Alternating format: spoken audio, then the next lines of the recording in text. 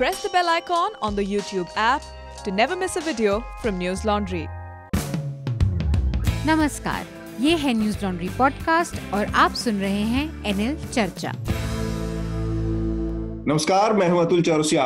आपका खर्चा आपकी चर्चा हफ्ता दर हफ्ता हम एक बार फिर से लेकर आए हैं न्यूज लॉन्ड्री का हिंदी पॉडकास्ट एनएल चर्चा। चर्चा में आज हमारे साथ तीन खास मेहमान हैं। हमारे साथ न्यूज लॉन्ड्री के हमारे कॉलमनिस्ट स्तंभकार आनंद वर्धन है। आनंद, स्वागत है आपका। आनंद हमसे जुड़ रहे हैं पटना से। नमस्कार। इसके अलावा हमारे साथ हमारे एसोसिएट एडिटर मेघनाथ भी जुड़े हैं। मेघनाथ, आपका भी स्वागत है चर्चा में। नमस्ते सर। नमस्ते। और इसके अलावा हमारे साथ हमारे मेहमान पत्रकार के तौर पर जुड़ रहे हैं हमसे पहली बार सादिक नकवी। सादिक असम और पूर्वोत्तर के राज्यों से रिपोर्टिंग करते हैं, वहां पर बतौर फ्रीलांस जर्नलिस्ट काम करते हैं। तो असम में आई बाढ़ और तमाम वहां के हालात के ऊपर हम चर्चा करेंगे सादिक के साथ। सादिक, स्वागत है चर्चा में आपका। नमस्ते अतुल भाई। चर्चा की हम शुरुआत करें उससे पहले जो हम विषय होते हैं उसके बारे में, तो वो मेघनाथ एक बार उसके बारे में बता दे कि जल्दी से सरसरी तौर पर कौन कौन से विषय हैं जिस पर हम आज चर्चा करेंगे। आज के हम वैसे 3 इशू में फोकस करने की कोशिश करेंगे। पहला जो है वो है असम के बाढ़ का जो इशू है। आपके एक्चुअली काफी हमको रिएक्शंस आए और हमको न्यूज लॉन्ड्री में भी काफी रिएक्शंस आए कि हमने भी एक्चुअली असम को कवर करने में थोड़ी कमतरता दिखाई है। और अतुल सर, क्या आपको लगता है ये क्रिटिसिज्म वैलिड था? वैसे ये बिल्कुल वैलिड क्रिटिसिज्म है और ये हम सब लोग, मतलब मेन स्ट्रीम मीडिया या नेशनल मीडिया जिसको कहते हैं दिल्ली में, उसकी एक बहुत जेन्युइन कंसर्न है इसको लेकर कि उसकी जो कंसंट्रेशन है न्यूज कवरेज के लेकर, वो दिल्ली और ज्यादातर हार्टलैंड के जो 5-6 स्टेट्स हैं नॉर्थ इंडिया, तो उस पर ज्यादा फोकस रहती है। ज्यादातर 90% से ज्यादा रिसोर्सेज यहीं पे हैं। उसकी एक वजह भी अलग ही है कि इन सब की कंसंट्रेशन इसी इलाके में है, हेडक्वार्टर से लेकर तमाम चीजें। पर वो मतलब कोई तर्क नहीं है कि हम कवर ना करें खबरों को। जी बिल्कुल। और वही, और आपका हमने क्रिटिसिज्म सुना है, इसलिए हम आज हमारे गेस्ट जो है वो इस पर बात करेंगे। और असम का मैं थोड़ा सा सिचुएशन ब्रीफ में अभी बता देता हूँ कि अभी ये जो फ्लड है ये वेस्ट बंगाल, बिहार और मेघालय के लोगों को भी अफेक्ट कर रहा है। 24 लाख लोगों को अनुमान से 24 डिस्ट्रिक्ट्स में ये इफेक्ट पड़ रहा है। कुछ 44,000 लोग 400 से ज्यादा रिलीफ कैंप्स में हैं और 90% से ज्यादा काजीरंगा नेशनल पार्क सबमर्ज हो चुका है। और एनिमल्स का भी रेस्क्यू शुरू है, लोगों का भी रेस्क्यू शुरू है। ये 15 जुलाई तक का रिपोर्ट आया है। तो इसके बारे में हम बात करेंगे। और इसके अलावा उत्तर प्रदेश में जो लॉ एंड ऑर्डर सिचुएशन है वो बद से बदतर होती जा रही है। पिछले हफ्ते हमने वो विकास दुबे के बारे में बात किया और आई थिंक ये भी थोड़ा सा कंटिन्यूएशन होगा उससे, क्योंकि 33 साल के जर्नलिस्ट विक्रम जोशी की हत्या कर दी गई है। उनकी हत्या एक कुछ आदमियों ने की जो उनके नीस को हरास कर रही थी, ऐसे पुलिस बोल रही है। तो ये इसका इन्वेस्टिगेशन चालू है, वो भी हम उसके बारे में बात करेंगे। और just in general Uttar Pradesh की लॉ एंड ऑर्डर सिचुएशन इतनी खराब क्यों है, इस पर भी हम थोड़ा सा चर्चा करेंगे। बिल्कुल। और इसके अलावा तीसरा जो सब्जेक्ट है जिस पर हम बात करने की कोशिश करेंगे वो है प्रशांत भूषण को लेकर। प्रशांत भूषण को सुप्रीम कोर्ट ने वेडनेसडे को एक नोटिस भेजा है, उनसे एक डिटेल्ड रिस्पांस मांगा है और ये सुओ मोटो नोटिस है, सुप्रीम कोर्ट ने खुद डिसाइड किया कुछ ट्वीट्स को लेकर।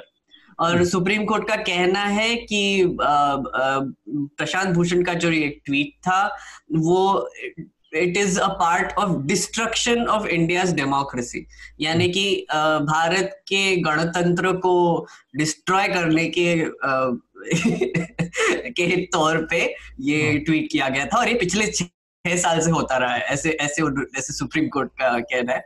तो इसके बारे में भी बात करेंगे कि बेसिकली ये सुप्रीम कोर्ट का चल क्या रहा है एग्जैक्टली। मतलब कभी कभी तो मुझे समझ में नहीं आता है, तो आई थिंक आनंद इस पे बहुत लाइट डाल पाएंगे। इसके अलावा सर थोड़े से इधर उधर की न्यूज जो जल्दी से मैं बता दूं।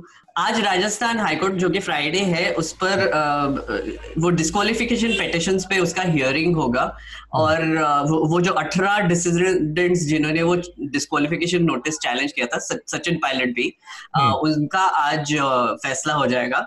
तो वो अभी तो हम फिलहाल 11 बजे शुरू कर रहे हैं सुबह, तो आई थिंक हियरिंग ऑलरेडी शुरू हो चुकी है, पर हम इसके बारे में अगले हफ्ते शायद बात करेंगे।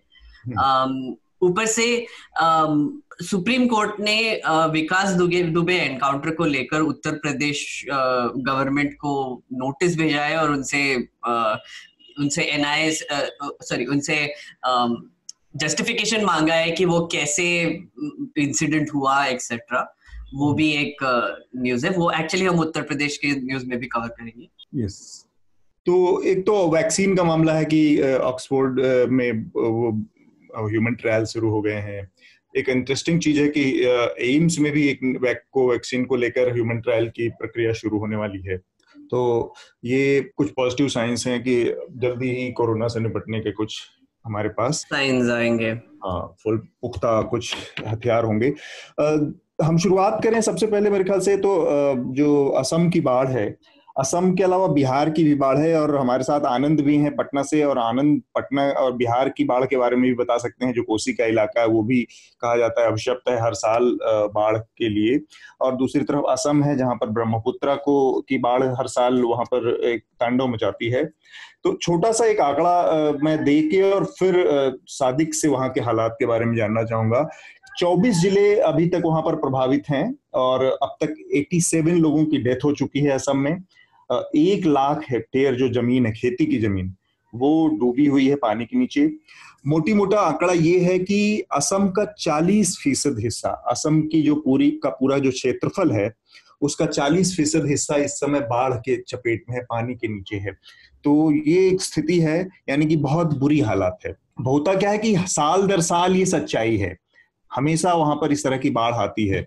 तो एक तो सादिक, ये इसकी वजह में अगर हम जानना चाहें तो हर साल लंबे समय से, पिछले 150-200 सालों से जब से हम देख रहे हैं कि ये इसका एक नेचर है वहां पर बाढ़ का। ब्रह्मपुत्रा से आने वाली जो पानी है बरसात के समय में अचानक से बढ़ता है और उसके बाद ये हालात हर साल देखने को मिलते हैं। तो क्या एक तो ये स्थिति है, उसके बारे में थोड़ा सा जानकारी दें सादिक, इसके बाद हम इसके जुड़े और बाकी पहलुओं पर भी बात करेंगे।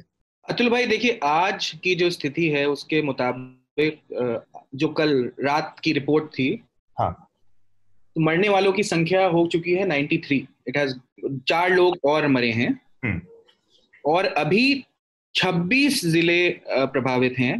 तो ये जो फिगर है जिलों के प्रभावित होने की, ये फ्लक्चुएट करती रहती है, चेंज होती रहती है। तो पीक टाइम में लगभग 50 लाख के आसपास लोग प्रभावित थे। वो आंकड़ा थोड़ा कम हुआ है क्योंकि बाढ़ की स्थिति पिछले 4 दिन में थोड़ा पानी, अभी जिलों में बात करने से पता चल रहा है कि पानी थोड़ा नीचे जा रहा है। तो ये तो रही आंकड़ों की बात। रही फसल की बात, 1,20,000 हेक्टेयर के तकरीबन फसल जो है वो पानी के नीचे है। ये बाढ़ असम में हर साल आती है, इसमें कोई दो राय नहीं। हर साल, किसी साल कम होती है, किसी साल ज्यादा होती है। इस साल की भी जो बाढ़ है वो पिछले साल के जो 2019 में बाढ़ थी उसी के नियर अबाउट सेम सिचुएशन है अगर आप देखेंगे तो कोई बहुत ज्यादा चेंज नहीं है। चेंज हुआ है कि इस बार कोविड जो फैल रहा है बहुत तेजी से असम में भी, ठीक बात, उसकी वजह से लोगों को थोड़ी प्रॉब्लम जो है वो थोड़ी बढ़ गई है। राइट। जैसे आप देखेंगे कि अभी असम में 3 करोड़ कुछ लाख की आबादी है, 3 करोड़ 30 लाख लोगों की आबादी है। असम में कोविड केसेस की संख्या तेजी से बढ़ रही है, अभी 28,000 के लगभग हो गई है। अच्छा। 70 लोगों की मौत हो चुकी है। उसमें हो ये रहा है कि गुवाहाटी जो सबसे बड़ा शहर है, सबसे बुरी तरह प्रभावित तो गुवाहाटी ही है, बट अब धीरे धीरे इन्फेक्शन वो दूसरी जगहों में बढ़ रहा है, ये में भी। हाँ, तो वो थोड़ा चिंताजनक है मामला। बाढ़ और ये मिल के एक अजीब ज्यादा चिंताजनक स्थिति पैदा कर रहे हैं। अब थोड़ी अच्छी बात यह है कि अभी तक कोई ऐसी रिपोर्ट नहीं आई है कि किसी बाढ़ वाले रिलीफ कैंप में 50,000 के करीब लोग हैं रिलीफ कैंप। बट अभी तक कोई ऐसी खबर नहीं है कहीं से कोई कहीं इन्फेक्शन बहुत ज्यादा फैला हो जी। तो वो एक अच्छी खबर है। मतलब रिलीफ कैंप्स क्लस्टर ना बन जाए, रिलीफ कैंप हॉटस्पॉट ना बन जाए। वहां पर सोशल डिस्टेंसिंग और हाइजीन, ये सारी चीजों को मेंटेन करना थोड़ा मुश्किल होगा इस समय, जबकि लोगों के अपने घर बार से बाहर हैं, दूर हैं। एक चीज इसमें मैं आनंद से को जोड़ना चाह रहा हूँ, आनंद, कि एक तो ये बात है कि बार बार हर साल बाढ़ आती है, तो एक बहुत कन्वेंशनल विजडम की बात है कि लोग नदियों के रास्ते में आ गए हैं, लोगों की आबादी जो है वो उस इलाके तक पहुंच गई है जहां पर जो नदियों का रास्ता हुआ करता था जमाने से। नदियां अपने ही रास्ते पर बह रही हैं, लोग उनके रास्ते में आ गए हैं। दूसरा ये कि इतनी बड़ी आबादी है, ये है कि इसको इस तरह से मतलब कुछ भी कर ले सरकारें, सरकारों के हक से, सरकारों के बस के बाहर की बात है। जब इस तरह की स्थिति आएगी तब कुछ लोगों की जानें जाएंगी, कुछ न कुछ नुकसान होगा ही होगा, क्योंकि ये इतनी बड़ी आबादी को संभाल पाना सरकारों के लिए, बाढ़ को रोक पाना सरकारों के बस का नहीं है। जी हाँ, ये तो है ही कि इसकी पुनरावृत्ति हर वर्ष होती है, तो एक तरह से यह एक एज्यूम करके एक जीवन के, यहाँ के जीवन के तरीके में आ गया है कि 1-1.5 महीने बाढ़ में काटना है। तो अब जैसे बिहार की बात लें तो बिहार का पूरा बिहार नहीं, लेकिन उत्तरी बिहार और कोशी क्षेत्र जो है, सीमांचल क्षेत्र और उत्तरी बिहार के, इससे प्रभावित रहते हैं, इस बार भी है। तो जो कोसी नदी है या बागमती है, अधवारा है, ये नदियां जो हैं ये बाढ़ लेकर आती हैं इन महीनों में, और अभी 10 में जिले प्रभावित हो चुके हैं, और जिसमें मुजफ्फरपुर, गोपालगंज, दरभंगा, सीतामढ़ी, फिर उधर कोसी क्षेत्र में खगड़िया, सुपौल, सहरसा, ये सब प्रभावित हो चुके हैं। अभी कोई व्यापक तौर पे जान माल की क्षति नहीं हुई है, लेकिन करीब 64 प्रखंड प्रभावित हैं। और इसका अगर वो बोलने के लहजे में गलती हुई हो, इसका असम के फ्लड से कोई लेना देना नहीं है। ये एक इसका अपना पैटर्न है। ठीक बात। तो ये एक है कि बिहार में इससे जुड़ा इस साल एक और चीज ये है कि जो बिहार में जो भीषण पलायन का क्षेत्र है वो बाढ़ प्रभावित जिले ही है। जो मगध क्षेत्र है, जो गंगा का इलाका है, वहां से पलायन कम होता है अगर तुलनात्मक दृष्टि से देखें, लेकिन बाढ़ प्रभावित जिलों से ज्यादा होता है।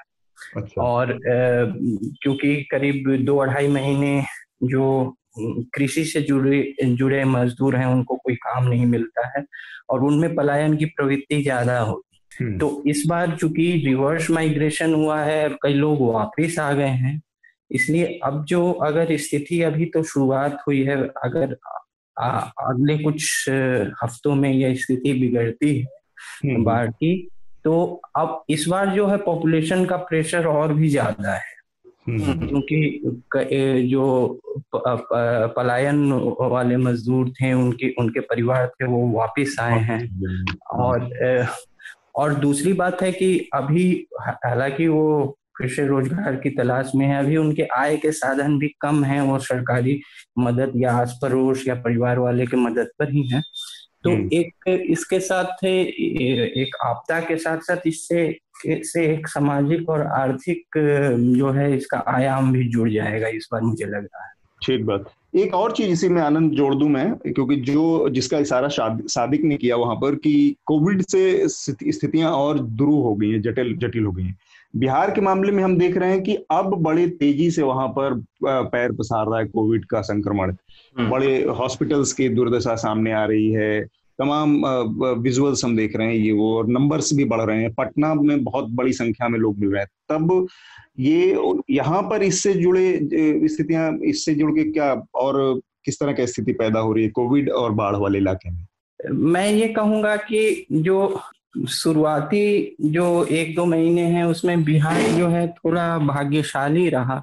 अभी भी जो है अगर तुलनात्मक दृष्टि से देखें तो उस अनुपात पे नहीं है जितना पहले जो बहुत सारे दूसरे राज्यों में था, लेकिन चूंकि पहले के तुलना में अब जो है संख्या काफी ज्यादा है, तो इसके कारण एक ऐसा लग रहा है, लेकिन एक और भी है कि अभी लोगों का यहाँ मानना है कि जो अनलॉक की प्रक्रिया शुरू हुई जिस समय, उस